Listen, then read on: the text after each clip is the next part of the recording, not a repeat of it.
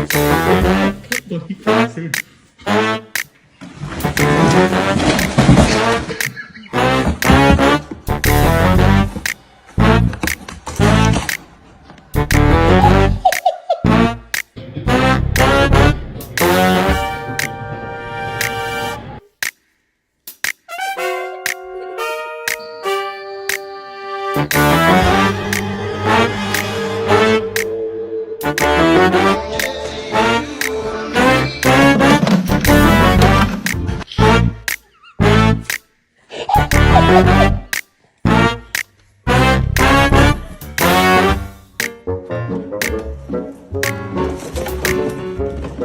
I know my boxes, and this is a nice box.